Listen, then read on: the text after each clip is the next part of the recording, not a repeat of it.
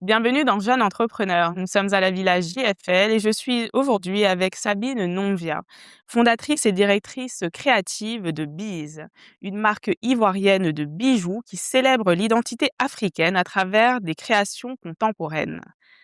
À 36 ans, cette juriste de formation a transformé une passion pour la mode et les accessoires en une aventure entrepreneuriale qui valorise les savoir-faire locaux. Merci Sabine d'être avec nous. Avec plaisir. Alors, vous êtes juriste de formation, mais vos mains créent aujourd'hui des bijoux. Racontez-nous comment on passe de textes de loi à des créations. Eh bien, on passe, des textes de loi à des créations de mode, en s'écoutant, j'ai envie de dire. Donc, on va dire que moi, je suis quelqu'un qui a toujours été passionné par la mode. Mhm. J'ai toujours aimé ça. J'ai toujours été, très fan de tout cet univers-là parce que je pense que c'est vraiment un univers qui condense, en fait, tous les aspects de l'art que j'aime beaucoup parce que, Mhm. pour créer dans la mode, quelque part, il faut écrire, il faut dessiner, Ouais. il faut concevoir, de ses mains, il faut, peut-être, éventuellement et en tout cas, il y a pas mal de formes d'art, en fait, qui se retrouvent dans l'univers de la mode et c'est vraiment ce qui me passionne et qui m'a toujours passionnée parce que j'ai toujours été quand même quelqu'un d'assez créatif et de ce fait, c'est vrai que j'ai fait du droit. J'ai aimé ça. J'aime le droit parce Ouais. que c'est en soi, au-delà du côté rigide qu'on lui connaît, le droit, c'est quand même une discipline qui est plutôt, c'est un domaine qui est plutôt multidisciplinaire Ouais. et c'est très vivant le droit. C'est quelque chose qui touche à la vie, quotidienne de tout un chacun. Mhm. Donc je veux dire, c'est pas quelque chose dans quoi finalement on est enfermé et de ce fait, ça m'a jamais empêché de rester toujours connectée à ce côté créatif de ma personne et de fil en aiguille, on va dire que le Ouais. côté créatif a fini par Prendre le dominer. dessus. Alors, Disney en 2015, vous aviez 25 ans à cette époque. Et lorsque vous dessinez vos premières créations, à quel moment vous avez compris que ça pouvait devenir plus qu'un simple hobby et devenir réellement une marque à part entière? OK. Donc, ce qu'il faut savoir, c'est que c'est vrai que Biz est né, véritablement en 2015, mais déjà depuis 2011, j'avais, commencé un peu à explorer pas mal de choses, à faire, on va dire ce que je pourrais appeler, du bricolage un peu. Mais c'est pas très, positif de dire bricolage en réalité. Mhm. Mais on va dire, j'étais vraiment dans des explorations créatives et je faisais déjà des accessoires. Je faisais déjà pas mal de choses, des accessoires pour cheveux, des bijoux et cetera. J'utilisais du wax, de la corde, des perles, différents matériaux, différents assemblages de matériaux et entre-temps, mais je poursuivais mon cursus parce que quand j'ai commencé Biz, j'étais encore à l'université, en fait et donc j'ai démarré, mon aventure professionnelle et il se trouve que j'ai eu, disons, un contrat qui était un contrat à durée déterminée, qui s'est terminé, qui n'a pas été renouvelé et j'avais du temps à ce moment-là et je me suis demandé qu'est-ce que je ferais? Qu'est-ce que je devais faire? Est-ce que je devais reprendre immédiatement, chercher, à nouveau Un nouveau un nouveau contrat. boulot, voilà, ou alors reprendre mes études éventuellement et il faut dire que ce qui a été décisif, c'est que quand j'étais dans la boîte dans laquelle j'étais, j'ai eu la chance de rencontrer une femme qui était formidable, qui était, en charge des RH Mhm. et qui était, au contact, des personnes. Moi, je faisais partie d'un programme, en fait, donc des personnes de ce programme-là qui avaient été recrutées et qui avait découvert ma page, mon compte, Facebook et cetera, qui savait ce que je faisais comme activité, d'ailleurs qui était très fan, qui m'a acheté des pièces et OK. tout et qui m'encourageait beaucoup. Parce qu'elle avait remarqué effectivement que quand j'avais démarré là-bas, j'avais mis les choses en stand-by Mmh. et elle m'avait Poussé. dit voilà, elle m'a Ouais. poussée et elle m'avait vraiment dit: «Quel que soit, ce que tu voudras, comme, on va dire, quels que soient tes projets professionnels, quel que soit ce que tu voudras donner comme orientation, à ta vie professionnelle, c'est quelque chose que tu ne dois jamais mettre de côté parce que au-delà du hobby, c'est vraiment un talent que tu as et ça te permet d'être certes passionné, mais surtout de faire quelque chose qui te permet éventuellement de déconnecter de tes Ouais. réalités du quotidien et ça, c'est quelque chose que nombre de personnes recherchent. Donc ce serait dommage, en fait, que tu t'interdises ça, que tu mettes ça de côté, que tu ne l'explores pas, hem, peut-être même à son plein potentiel. Ouais. Donc ça, c'est vraiment quelque chose qu'elle a réussi à instiller en moi Mmh. Et du coup, quand j'ai arrêté ce contrat-là, je me suis dit: «OK, en fait, ce que je veux» parce qu'entre-temps, en réalité, une, heu, c'était pas un emploi qui était vraiment dans le domaine du droit. Donc je me suis dit: «OK, de toute façon, on va dire, j'ai besoin d'une mise à jour». Donc ce que je vais faire, c'est que je vais reprendre, faire une année supplémentaire, Ouais, un diplôme supplémentaire, à la rentrée prochaine. On était en mars. Donc la rentrée étant en septembre, ça me laissait quand même une quelques certaine, mois, voilà, mmh. un certain temps de Mmh. répit et j'ai décidé de mettre ça à profit pour relancer vraiment Biz et à ce moment-là, donc on est bien en 2015, je me Ouais, dis: «OK, là, je vais vraiment faire les choses comme je dois les faire. Je vais vraiment construire une marque, je vais faire un business plan, je vais faire, vraiment tout ce qu'il y a lieu de faire, faire, une vraie stratégie de marketing, de communication, organiser un événement». Vraiment, je me suis dit: «Je vais aller, au bout du projet ouais. de A à Z». Mmh. C'est à ce moment-là que j'ai décidé de commencer à travailler avec des artisans locaux Mmh mh. pour, faire des bijoux en métal et cetera et voilà. Donc c'est comme ça que je lance, vraiment Biz tel qu'on le connaît aujourd'hui et je peux dire que, ça a été vraiment, quelque chose ça a été un succès. Ça m'a surpris. Ouais. Je m'attendais pas du tout, au à l'accueil que j'ai reçu et c'est là que je me suis dit: «OK, là, on tient quelque chose. On tient vraiment quelque chose et il faut vraiment que je fasse le maximum pour développer cette activité-là, quoi». Et alors d'où vient votre, lien avec le bijou? Hem, on va dire ma mère. Ouais, On va dire ma mère parce que ma mère, c'est franchement, c'est une femme qui est assez coquette. Donc c'est quelqu'un qui a toujours eu, pas mal de bijoux. Elle avait, un tiroir à bijoux où, vous alliez piocher oui, dedans, vraiment, petite? on allait toutes se servir parce que moi, j'ai que des sœurs, on est que des D'accord, filles, donc on allait, toutes un peu se servir dedans et cetera et je sais qu'elle a toujours eu, cet attachement-là aux vos bijoux, bijoux. d'une certaine valeur et d'une certaine beauté aussi, éventuellement. Elle a Mmh. toujours cherché été attirée par des bijoux relativement Ouais. recherchés et cetera. Donc c'est vraiment quelque chose que naturellement j'aime beaucoup. Mais paradoxalement, j'en mettais pas beaucoup quand j'étais plus jeune. Parce qu'en plus j'étais, dans un lycée, de filles, un lycée avec des règles très strictes où il me semble que c'était même interdit d'avoir des bijoux. Vraiment le strict minimum quoi. On nous disait Mmh. littéralement ce qu'on pouvait se permettre comme bijoux. Donc jusqu'à ce que j'ai mon bac, c'était J'ai pas même de pas à l'ordre du ouais. jour de mettre des bijoux et une fois arrivée à l'université, ça m'a pris quand même pas mal de temps avant de commencer véritablement À à emporter, ouais. emporter, à m'intéresser à ça et cetera. Mais bon, Mmh. maintenant on peut plus m'arrêter. Alors au début, vous lancez Biz avec 500 000 francs et les réseaux sociaux, vous parliez de Facebook, ensuite Instagram et ensuite vous avez fait des petites séries vendues en vente privée et puis un site e-commerce. Vous me redirez l'ordre un peu, de tout ça et de fil en aiguille, vous atteignez enfin le million de francs CFA lors de vos premiers événements. Est-ce que ça a déclenché un déclic chez vous? Oui, totalement. Alors, juste pour corriger, en effet, le site internet est intervenu, bien après. On Ouais, va dire que quand je commence, donc on est en 2015, c'est surtout, les réseaux avec sociaux. les réseaux sociaux, avec la force de Facebook parce qu'à ce moment-là, c'était Ouais, surtout Facebook. On n'avait ouais, pas encore Snapchat, c'est vrai. Instagram, on l'utilisait pas encore à des fins, commerciales véritablement et cetera. Donc c'était vraiment Facebook, sur Facebook que tout se passait. Mmh. Et on a même WhatsApp était pas tellement Ouais. développé à ce moment-là et donc c'est, 3 ans plus tard, en 2018, que j'ai fait mon site, internet et d'ailleurs je l'ai refait entre-temps, jusqu'à ce jour. Mais pour en revenir à la question que vous avez posée, donc je commence, avec, une mise de départ, globale, pour financer tous les aspects comme j'ai Mmh. dit, l'organisation de l'événement, la campagne de communication, la production et tout ça, donc Mmh. effectivement avec environ 500 000 et déjà avec les premiers événements que je fais, je réussis à avoir 1 million. C'était vraiment, Inattendu pour vous? inattendu et c'était Mmh. vraiment une claque parce que pour à titre d'exemple, avec ce que je faisais avant, donc dans la phase où je disais que j'explorais et cetera, Ouais, j'avais commencé à faire quelques marchés, quelques événements, ouais. des foires et tout ça et je faisais, à peine 100 000 francs par jour.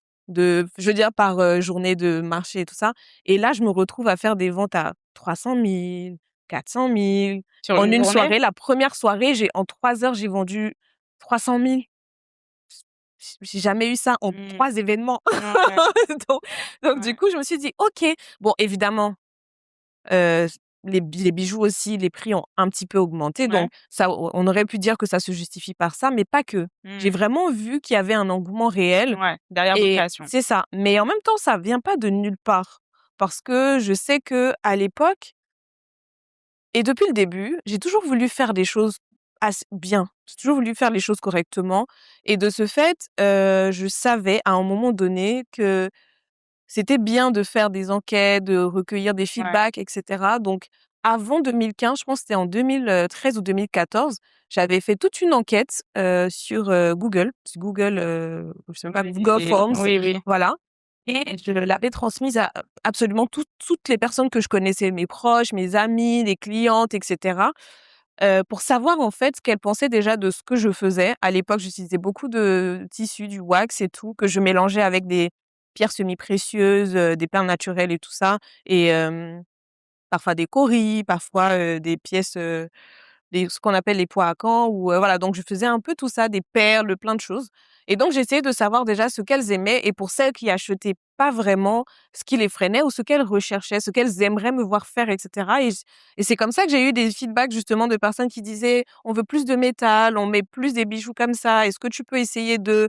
et donc c'est vraiment sur la base des feedbacks que j'ai reçus que j'ai conçu les collections qui sont venues ensuite. Donc quand je vois que l'accueil a été positif, je comprends que Il y avait un il y travail a des c'est derrière de fond qui c'est avait été ça et fait. que il y avait vraiment un Ouais. besoin, que c'était un besoin réel qui avait été exprimé et que du coup, j'avais réussi à répondre correctement, à Mmh. leurs attentes à ce niveau-là. Alors pourtant, jusqu'à récemment, vous conciliez votre métier de juriste, et le développement de votre marque en même temps. Donc c'est pas j'imagine que c'est pas évident de faire les 2 en même temps. Qu'est-ce que cette double vie, on va dire, cette double casquette vous a apporté et à quel moment vous avez eu ce déclic-là d'arrêter, d'être juriste pour réellement vous consacrer à Biz? D'accord, OK. Alors, moi franchement, faut dire que moi, à la base, c'est vrai que j'ai commencé Biz, mais c'était difficile pour moi d'envisager au départ, d'en faire autre chose qu'un side business. Au début, c'était clair pour moi que j'ai une valeur travail qui est très forte et je me disais vraiment je me définissais beaucoup par, ce que je faisais. Mmh. Donc je savais que j'étais, créative et tout ça, mais je me disais que j'étais d'abord juriste et c'était vraiment dans cette logique-là que j'étais et il a fallu du temps avant que Ouais. je comprenne la place que cette, activité, ensuite cette, passion, cette marque finalement avait dans ma vie et malgré tout, c'était pas évident, en fait, de sauter le pas parce que je me disais qu'il Il y a fallait des ça concessions voilà, ça aussi? demande beaucoup de concessions. Je Ouais, veux dire, j'avais des challenges, c'est vrai, en étant, plus la marque grandissait, plus j'avais des challenges, à concilier les 2 parce que ça demande du temps. Ça demande beaucoup de comment vous temps. organisiez votre temps? Vous travaillez, la journée en tant que juriste, le soir sur vos créations? Oui, Comment vous faisiez, c'était littéralement ça. ouais? C'était, je dès que j'arrive les soirs, les moments où, par exemple, j'avais des collections parce que autre chose aussi qu'il faut savoir, c'est que, par exemple, je faisais des colliers que je faisais entièrement moi à la main. D'accord. Donc, Avec des heures de travail du coup, voilà, que c'est ça ça. Donc demande? quand je rentrais les soirs, je me posais, Ouais. peut-être de 20h jusqu'à 23h tous les soirs. Si j'ai une collection à sortir, je me posais là, je fabriquais mes colliers et cetera. Les week-ends, mes amis franchement, j'étais insupportable.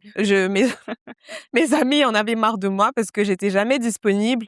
Les week-ends, c'était pour la création de contenu, c'était, Ouais. pour tout ce qui est, réflexion stratégique, rencontre avec les artisans. Enfin, en tout cas, Vous étiez j'avais vraiment toujours quelque chose. dédié, En fait, à j'étais ça sur vraiment votre temps libre? c'est ça, mais ça me dérangeait pas parce qu'en fait, j'étais passionnée. Mmh. Donc ça me en tout cas, pendant très longtemps, ça n'a jamais été un problème pour moi. C'était devenu un fonctionnement naturel en réalité. Mmh. Je dirais même pas que je faisais des concessions. Pour moi, c'était pas des concessions. Pour moi, c'était la façon de fonctionner pour avoir mon équilibre. Donc j'étais très heureuse de pouvoir faire ça et de pouvoir trouver des mécanismes pour pouvoir jongler entre ces 2 activités-là. Donc quand je dis mes 2 activités, on s'entend, c'est-à-dire mon, travail qui me paye, Oui, qui me c'est ça. payait à la fin du mois et puis la marque à côté. Après, c'était bien aussi parce que c'était un moment où j'avais, toute la latitude d'explorer, tout ce que je voulais d'un point de vue créatif. Il y avait pas d'enjeu. Il y avait des enjeux, mais ils étaient pas lourds.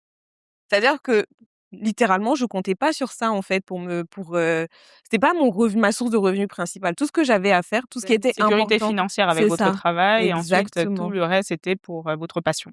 Exact. Donc je veux dire, oui, je faisais en sorte que ça Ouais. fonctionne. Je faisais en sorte d'accroître la visibilité, d'accroître de développer la qualité du Ouais. produit, travailler, sur la marque, sur la direction artistique et créative et cetera, parce que ça, c'est vraiment ce que j'aime faire le plus. C'est ce que j'allais dire et en plus elle est forte, on la voit tout de suite, elle est reconnaissable, dès qu'on arrive sur vos Merci. réseaux sociaux donc je pense que ça aussi c'est tout un volet qui a demandé beaucoup de travail. Exactement, mais ça me passionnait. J'étais très contente de le faire parce qu'entre-temps, évidemment, parce que bon, pourquoi pas, se compliquer davantage la vie? Je fais aussi de la création de contenu. Je fais aussi de la création de contenu à titre personnel, donc je veux dire, c'est, vraiment, tout était plus ou Oh, moins interconnecté mmh. finalement, donc j'ai fait ça pendant longtemps et c'était génial. Mais, à un moment donné, c'était juste plus possible en fait parce que, je réalisais mes limites.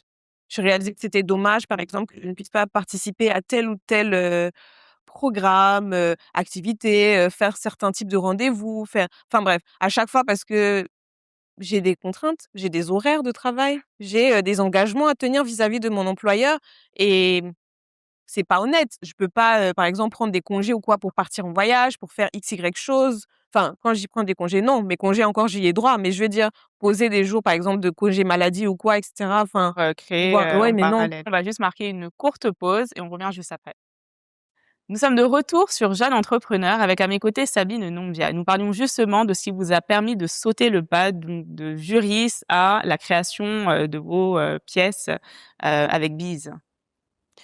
Alors oui, donc comme je disais, à un moment donné, ça commençait à devenir, impossible à gérer. Ouais. C'était difficile. Entre-temps, je suis devenue maman et cetera, donc ça fait une activité Aussi. supplémentaire et c'est là que ça commençait à devenir très difficile, en fait, de jongler, avec un peu tout et surtout parce que, beh, j'ai commencé à avoir des ambitions réelles. Ça c'est Pour pas votre marque, pour la cette marque fois-ci. oui, pardon. Mmh. Oui, effectivement. Je veux dire qu'au fil des années, déjà, j'ai commencé à réaliser que oui, OK, je voulais plus, que ça soit juste un petit business sur le côté, mais je voulais vraiment développer cette marque-là. J'avais des ambitions de croissance, de notoriété et cetera Mmh. et de manière réaliste, je n'y arrivais plus. Je n'arrivais plus, il y avait un plafond, en fait. Ouais. Je n'arrivais pas à aller au-delà, tout simplement parce que j'avais pas le temps. J'avais pas le temps et c'est quelque chose qu'on sous-estime souvent, mais l'engagement qu'on peut, avoir Mmh. dans une entreprise et cetera, quand on y est entièrement dédié, ne sera jamais le même que quand on fait ça en dilettante, en fait. Ouais, bien sûr. Et donc, je veux dire, je le dis aujourd'hui parce que justement je suis de l'autre côté, mais moi-même à ce moment-là, je le réalisais pas vraiment, c'est juste que ça devenait insupportable, en fait, d'avoir trop de limitations, d'avoir trop de contraintes, j'ai dû faire un choix à un moment donné, de me dire, «Qu'est-ce que je veux? Où est-ce que je veux aller avec, cette marque, cette entreprise?» Et à partir de là, je me suis dit: «OK, là, je pense qu'il est temps de sauter le pas, il est temps, de voir en fait ce que ça peut donner». Donc voilà. Et alors vous me disiez, en devenant entrepreneur à plein temps, vous vous confrontez à d'autres réalités et vous m'avez dit: «Je me sentais plus artiste que businesswoman». Donc comment est-ce qu'on fait pour faire passer d'une marque à une entreprise pérenne? Et comment est-ce qu'on trouve les investissements aussi nécessaires? Parce que forcément, il faut des moyens aussi pour lancer tout ça. Honnêtement, la première chose que je vais dire et qui est la plus cruciale, c'est que selon moi, il faut se faire accompagner, définitivement. Je pense que pour avoir eu énormément d'échanges avec, des collègues entrepreneurs créatifs, on est tous en proie au même challenge, en fait et le challenge principal, c'est vraiment le fait que être chef d'entreprise et être créateur, créatif, ou artiste, c'est complètement 2 réalités Différent. différentes. C'est complètement différent. Ouais. C'est-à-dire que pendant longtemps, moi, j'étais juste drivée par le fait de m'exprimer, Par une passion. voilà, de créer des choses, de créer du beau, faire des choses qui correspondent à un public et cetera. Moi, j'étais juste vraiment concentrée sur: «Est-ce que je fais quelque chose qui a, de l'impact, qui a de l'écho et cetera? Mais est-ce que c'est vendeur?» Est-ce que Donc là, c'est 2 choses c'est ça. différentes. Est-ce que les actions que je mets autour, est-ce que les budgets que je dédie, par exemple, au marketing, à la communication, est-ce que c'est censé? Est-ce Mmh que concrètement, ça me permet d'avoir une activité rentable? D'ailleurs, c'est quoi une activité rentable? mh. Parce qu'en fait, finalement, c'est pas les choses les plus évidentes. C'est pas les choses les plus évidentes, les plus accessibles, etc. Et moi, ça a été vraiment Un challenge? un challenge, oui, et même ça a été une autre claque pour moi parce que quand je me lançais, je me suis dit, je ne pars pas de zéro. Mmh. J'ai quasiment une dizaine d'années d'expérience, etc. Donc c'est une continuité. Pas du tout. Pas du tout, en fait. C'était le début, c'était totalement l'année zéro, le Ouais. début d'une nouvelle aventure en tant que full entrepreneur. Et c'est complètement des réalités différentes. Parce que maintenant, il faut arbitrer. Mmh. Maintenant, il faut regarder les chiffres. Il faut regarder les Ouais, c'est chiffres, ça. il faut comparer. OK, il faut voir c'est quoi le retour sur investissement de telle et telle action, etc. Enfin, il y a plein de paramètres à prendre en compte. Et pour tout ça, on s'improvise pas entrepreneur. On s'improvise pas chef d'entreprise et surtout bon chef d'entreprise. On peut être commerçant, on peut être artiste, on peut être beaucoup de choses. Mais chef d'entreprise, déjà, ne serait-ce qu'en disant chef d'entreprise, on entend par là du pilotage d'entreprise. Et pour piloter une entreprise, il faut savoir déjà quels sont les éléments, les outils, etc., dont on dispose, pardon, pour pouvoir la piloter. Et tout ça, ce sont des choses, en fait, qui s'apprennent. OK, il y a pas de, il y a peut-être des formations en business management, des choses comme ça, Mmh. etc. Mais je veux dire, il y a pas de formation avec intitulé formation pour devenir chef d'entreprise. Mouais. Donc Mais en justement, fait, comment vous, est-ce que vous faites pour aller apprendre ces nouvelles, ces nouveaux besoins que vous avez? Comment vous entourez? Comment vous ouais. faites? Bah, j'ai eu la chance de pouvoir, participer à des programmes. Donc, OK. typiquement, c'est des programmes que j'ai vus passer qui, se Dédié aux définissaient entrepreneurs? c'est ça, qui se définissaient comme, des programmes d'accélération, Mmh mh. de croissance ou bien de renforcement de capacité pour entrepreneurs, certains plus spécifiques que d'autres. Parce qu'il y en avait, par exemple, qui étaient vraiment, directement orientés, à destination des, entrepreneurs des industries créatives et culturelles, parfois même spécifiquement de la mode.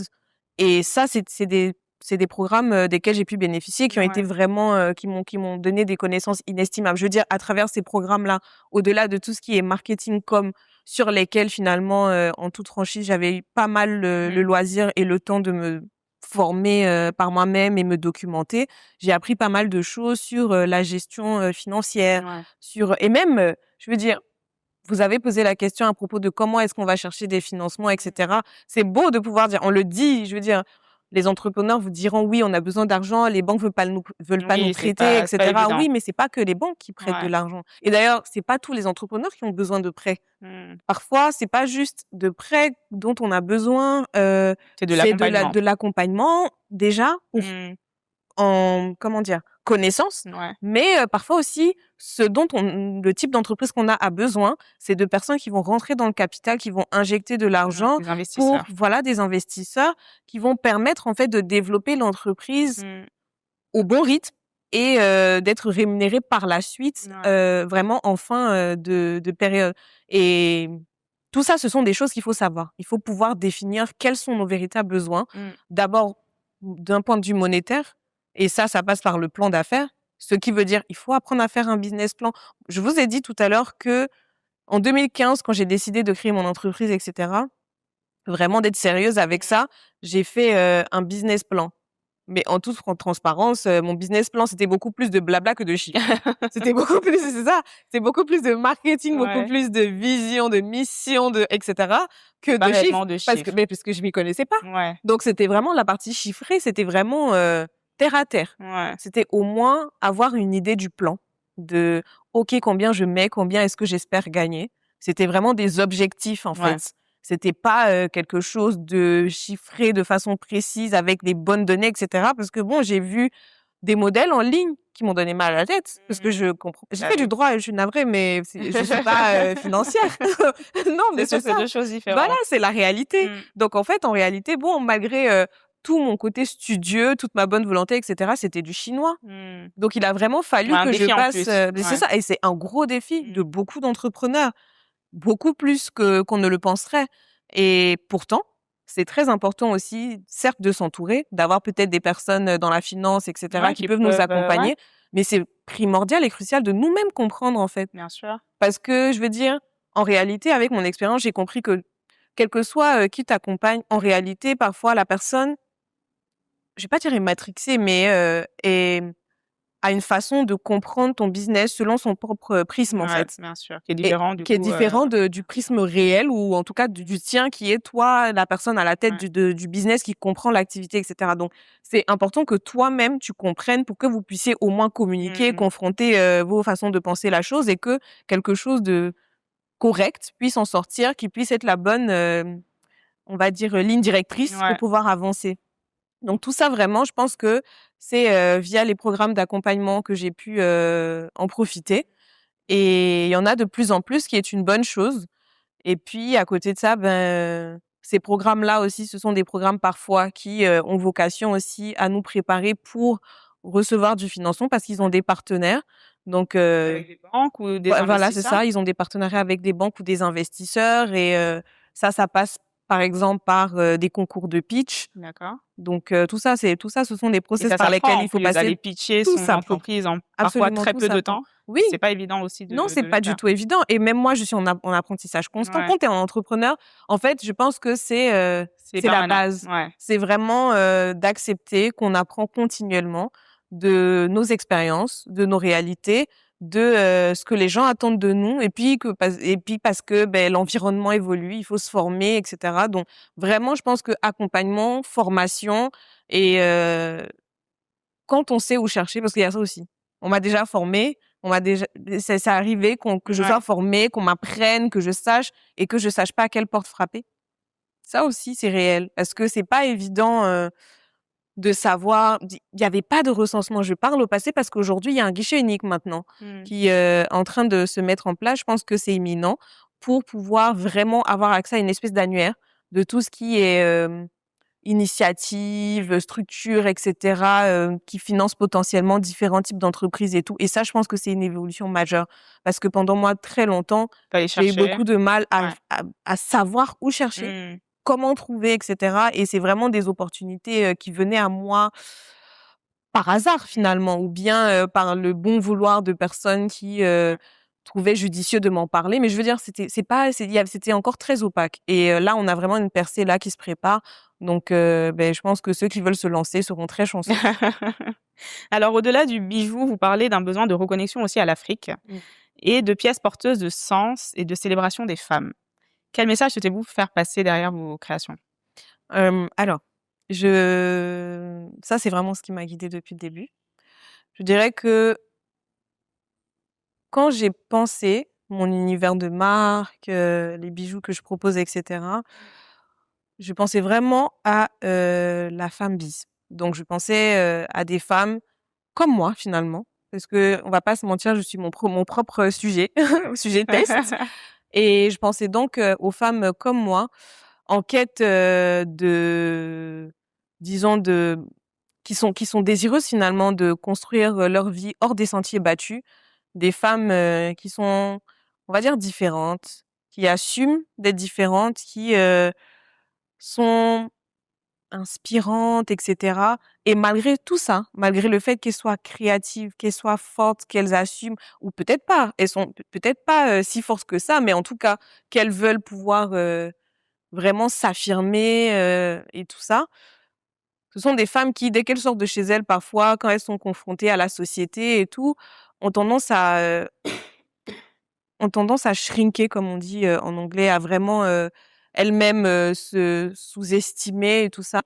Heu, Elles rentrent dans des pièces où elles sont victimes de syndrome de l'imposteur, elles sont pas sûres d'être à leur place, elles, dans une, je peux pas m'empêcher de parler du fait que la société reste patriarcale quand même et donc du coup, dans certains endroits, dans certains contextes, d'une façon ou d'une autre, on a tendance à ne pas se sentir, à l'aise, à ne pas, se sentir pleinement nous-mêmes et cetera et finalement, du coup, moi, ma petite contribution, c'est vraiment de faire des pièces parce que je sais à quel point la confiance en soi de l'homme en général, mais surtout des femmes, passe par leur apparence. Je veux dire, on est toujours plus sûr de nous quand on sort de chez nous et qu'on sait qu'on est vraiment on fleek, comme on dit. On sait qu'on est au maximum de nous-mêmes. Et du coup, les créations que vous portez, C'est donc ça. là, vous en portez également. Oui, Donc ce sont voilà. des pièces qui sont, imposantes, je peux dire, pour Oui. certaines Mmh. et qui du coup peuvent apporter cette certaine confiance, comme vous dites, aux Exactement. femmes. C'est vraiment, les pièces bises, fondamentalement, c'est des pièces qui vont toujours être bold, qui vont être audacieuses, qui vont être voyantes, qui Ouais, vont, vraiment parler pour nous. C'est-à-dire qu'une femme, elle rentre, elle a une bague comme ça, c'est vraiment, son bijou parle déjà pour ouais, bien elle. sûr. Parce que ça attire le regard, mais pas dans le mauvais sens. C'est pas tape à l'œil, c'est pas tape à genre, Ouais. pas du tout, mais c'est original. Et ça se voit tout de suite que, OK, si elle met une bague comme ça, c'est que, elle doit avoir un sacré Mmh. tempérament déjà. Ou que ça soit les boucles d'oreilles. Moi, je fais beaucoup de boucles d'oreilles bis, c'est vraiment, principalement des Les boucles boucles d'oreilles d'oreilles. et même dans des pièces du quotidien. Là, par exemple, aujourd'hui, j'ai mis, des boucles d'oreilles que j'ai pensées justement pour des femmes qui ne sont pas nécessairement à l'aise pour porter des grandes pièces ou bien, qui ont besoin de porter des pièces, parfois au quotidien qui sont pas très grandes. Mmh. Donc cette pièce, par exemple, qui est un collier, je pense qu'elle est déjà suffisamment présente et donc du coup, beh, même moi qui, d'ordinaire porte, mes bijoux parce que bon, moi je les porte au quotidien, mais de pour rester quand même élégante, classe et cetera, c'est forcément avec des pièces, des boucles d'oreilles plus petites que je vais porter, un collier comme ça. Donc c'est vraiment, comme ça que je pense mes pièces et puis même si c'est des petites boucles d'oreilles, ça va être toujours avec un twist. Là, c'est des semi-créoles, donc du coup, j'aime pas les créoles, je trouve ça trop basique. Nous, on n'est pas des gens basiques, on est des personnes qui s'affirment, qui sont originales. Donc généralement, mes pièces, elles sont rarement, totalement basiques. Là, c'est des semi-créoles, donc c'est Mmh. censé être des créoles, mais avec un twist. Donc c'est vraiment ça et Et justement, sur vos créations, vous êtes complètement autodidacte. ouais. Donc, vous avez appris toute seule à dessiner, d'où viennent vos inspirations justement pour tout ça? On voit beaucoup de fleurs. Oui. Ça vient de beaucoup de choses. Disons que la nature m'inspire beaucoup, fleurs, feuilles, et cetera, parce que, ben, c'est un environnement pour moi de reconnexion à Ouais. soi-même. Moi, quand je pense nature, je pense apaisement, je pense douceur, et cetera. Et puis, de toute façon, on a la chance quand même, de ce côté-là de l'Afrique de l'Ouest, d'avoir des paysages quand même avec pas mal de verdure, d'avoir, dans certains endroits, accès à pas mal de fleurs et cetera. Donc c'est vraiment quelque chose effectivement qui est omniprésent et puis parce que les fleurs, c'est beau. Ouais. Je trouve ça très Tout féminin. simplement, vous avez Je bien trouve ça raison. ouais, c'est ça, je trouve ça très féminin et je pense que ça se vérifie parce que tout ce que j'ai comme pièce, qui est fleuri, ça rentre immédiatement dans mes best-sellers, en fait. Donc je pense que c'est quelque chose qui plaît. Mmh. Mais en dehors de ça, généralement, à travers différentes collections, j'essaie d'explorer quand même des thématiques. Ce qui m'inspire, c'est vraiment le quotidien de la femme africaine. Heu, je suis inspirée par, l'histoire, la culture et cetera africaine. J'ai déjà fait des collections, inspirées. J'ai fait une collection, par exemple, en 2020 qui était inspirée de Yenenga oui, c'est ça, de la princesse Yenenga, pardon, du Burkina Faso. Donc c'est un peu, un équivalent de Pokou ici, de la reine Abla Pokou, un peu.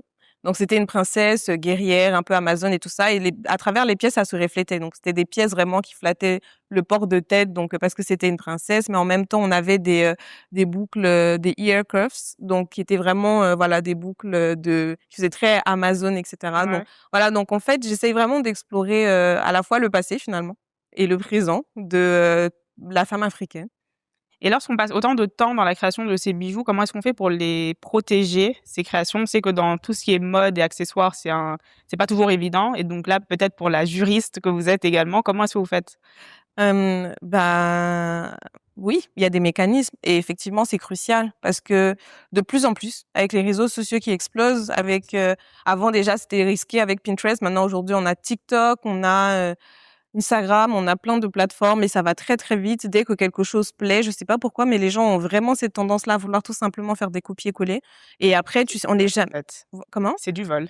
Oui, totalement et vraiment, ça vient de toutes parts. Ça peut être, des jeunes entrepreneurs comme nous, ça peut Ouais. être des Des grosses marques? fournisseurs en Chine ou en Inde Mmh. parce que, beh, c'est sur internet et puis, ça peut être des grosses marques et donc du coup, pouvoir se protéger de tout ça, beh, c'est des questions de propriété intellectuelle, hein. Il y a, ici, on a l'OIP, enfin Oui. l'OAPI Ouais. qui, permettent De d'enregistrer protéger, déjà ouais. sa marque. Ensuite, d'enregistrer des, différents éléments, de sa marque et puis, donc j'ai le nom de marque, c'est ça que je c'est par ça que c'est Ouais. ça de ça que je parlais quand je disais sa marque et puis il y a le fait aussi qu'on puisse protéger les modèles. Alors, il f Des modèles, malheureusement, j'imagine. c'est ça. Peut-être C'est les malheureux, plus mais ça a un coût et c'est pas forcément donné par, modèle. Donc le plus smart, le plus judicieux, c'est vraiment de protéger, au-delà des best-sellers, vraiment des pièces signatures. Ce qu'on sait qu'on va, développer, qui va être notre élément signature vraiment, je pense que chaque marque normalement en a. Donc il y a des pièces qui sont vraiment reconnaissables parmi mille, qui sont les pièces par lesquelles finalement même on se fait connaître et ce sont les pièces-là qu'il faut protéger. Parfois ça va être, même, des coloris spécifiques et cetera. Mais en tout cas voilà, c'est vraiment, ça, après ça ne nous met pas à l'abri totalement. oui, Je bien veux sûr, dire, on mais c'est déjà un bon début. c'est un bon début Mmh. et c'est une base. Je veux dire, c'est sur cette base-là qu'on peut, par exemple, intenter un procès ou voilà, se Oui. faire dédommager et tout ça. Si, encore faut-il avoir, vraiment le cardio Ouais. parce que c'est pas simple tout ce qui est procès et puis si Mmh. tu te confrontes à des grosses entités, C'est pas évident. ça peut être lourd, à différents niveaux. Ouais, bien sûr. Vous parliez tout à l'heure des artisans avec lesquels vous travaillez. Donc vous avez fait le choix d'une production 100% locale avec des artisans ivoiriens, donc c'est du bronze, vos créations et ensuite c'est recouvert d'or fin. Pourquoi ce choix? C'était le choix évident, en fait, quand j'ai démarré parce que moi, mon objectif, c'était vraiment de, valoriser quand même l'artisanat africain et historiquement, c'est vraiment le matériau de base, en fait, des pièces, faites d'artisanat africain, de bijouterie. C'est le bronze, donc c'est vraiment une valeur historique, d'abord culturelle qui m'a poussée à utiliser ça et aussi parce que le bronze est accessible, en fait. Donc dans un premier temps, moi, ce que je voulais, c'était d'avoir, de la matière première, accessible, c'est-à-dire facile à trouver et puis accessible aussi en termes de coût et l'or fin, c'était quand même pour, que ça ait, un que les finitions soient plus qualitatives et puis quand même que ça soit un petit peu, premium quand même. Voilà, donc c'était vraiment ça, la logique de base. Comment vous allez chercher vos artisans justement? Bonne question, parce que ça n'a pas été évident. J'ai, des personnes avec qui je travaille qui sont à Bassam. On sait qu'il y a pas mal d'artisans bronziers qui sont à Bassam. Ça, normalement, c'est connu. Mmh. On a un village d'artisans carrément, enfin pas un village, mais un centre, artisanal pardon, au cœur de Bassam. Donc on a pas mal d'artisans bronziers qui y sont. Après il y a des je travaille aussi avec une bijoutière qui a été formée parce qu'il y a une école de bijouterie ici. Donc il y a une bijoutière avec qui je travaille qui elle, sort de cette école-là. Après, je dirais que bon, c'est au feeling, quoi, parce que c'est pas évident. Je veux dire, une chose est d'avoir le savoir-faire et une chose est d'avoir la rigueur, la créativité, et Ouais. cetera, que ça demande, de trouver des bons partenaires, quoi. Alors après plus de 10 ans d'aventure, donc de Biz qu'on vient de parcourir, quel regard portez-vous sur l'évolution, donc à la fois de Biz, mais aussi de vous, personnel? Et qu'est-ce qu'on peut vous souhaiter pour les 10 prochaines années? Franchement, je pense que je peux dire que j'ai pas mal grandi à travers cette aventure, entrepreneuriale qui est devenue très personnelle, finalement et donc j'ai beaucoup appris, j'ai eu, pas mal d'expériences. Pas mal de changements. La marque a beaucoup évolué quand je regarde, d'où je viens, tout ce que j'ai fait, tous les changements, au niveau du style de bijoux et cetera. Donc ça a été vraiment un parcours, très riche, très difficile, très challengeant, mais toujours très inspirant et je pense que, dans 10 ans, je pense que là, j'ai eu 10 années pour poser les bases d'une marque qui, dans 10 ans, deviendra, je pense quand même une référence, vraiment, définitivement, parce que ça a toujours été ça l'objectif, de devenir une référence, en termes de vraiment de bijouterie, africaine, vraiment à l'international, dans le monde entier, qui sera, dans tous les univers. Vraiment, quand je dis référence, c'est vraiment à la télévision, pour les particuliers. Je suis sûre que dans 10 ans, je pourrais vraiment toucher, la cible de cœur, ma cible idéale partout dans le monde et aujourd'hui, je le dis vraiment avec assurance parce que justement, il y a 10 ans, j'avais une vision déjà, qui n'était pas forcément claire parce que c'est ça aussi qu'on ne dit pas souvent, c'est que la vision et la vocation a évolué. Il faut avoir une vision globale, certes, ça c'est primordial pour savoir à peu près là où on va, ce qu'on veut construire, mais ensuite, au fur et à mesure du chemin, la vision, elle s'affûte, elle se précise et là, on sait effectivement ce qu'on veut, créer, ce qu'on veut apporter, et la mission qui y est rattachée. Donc voilà, donc moi, c'est vraiment, pouvoir permettre aux femmes du monde entier de se sentir, exceptionnelles et à travers, les bijoux qu'elles portent, qui leur permettent de s'affirmer, de s'imposer. Et alors pour terminer, quel conseil donneriez-vous, à quelqu'un qui aimerait lui aussi se lancer, une femme, un homme, peu importe, dans l'entrepreneuriat? Beh, justement, voilà, bah, exactement. Donc je dirais d'avoir une vision déjà pour commencer. D'avoir une vision, de savoir en fait, le besoin qu'on vient solutionner, de savoir ce que les gens recherchent parce que c'est par ça qu'il faut commencer. En fait, le point de départ, ça devrait être, le client. Mais plus joliment dit, le la cible, de cœur, la cible idéale, voilà. Et puis de savoir, ce qu'on leur apporte parce que c'est autour de tout ça qu'on construit en fait, un business ou une marque. Et je dirais effectivement de s'y tenir, d'être résilient parce que c'est pas du tout facile. Il y a de plus en plus d'initiatives, pour encourager l'entrepreneuriat et c'est louable et c'est parfait, mais en même temps, l'environnement parfois est un peu hostile, n'est pas toujours évident et puis quand tu es un entrepreneur créatif, c'est un autre niveau de challenge et de difficulté parce que les gens autour de nous ne comprennent pas toujours très bien en fait, Ouais. la plus-value de ce qu'on fait. C'est mignon sur le papier et cetera, mais ça n'a pas toujours l'air très rentable. C'est pas comme, l'agriculture ou quoi que ce soit où c'est évident, où on sait que c'est des besoins primaires qui sont, solutionnés. Généralement, voilà, c'est des challenges, des difficultés supplémentaires parce que c'est pas des business qui sont très compris, donc il faut s'armer de courage. Il faut vraiment savoir pourquoi et comment on le fait parce que c'est ça qui va nous nourrir les jours où personne, absolument personne autour de nous n'y croit. Le plus important, c'est d'y croire nous-mêmes et de pouvoir, vraiment faire en sorte de faire tout ce qu'il faut pour pouvoir y arriver. Donc voilà ce que je dirais. Merci beaucoup Sabine pour tous ces précieux conseils et merci également à vous qui nous avez suivis. On se retrouve très bientôt pour une prochaine émission.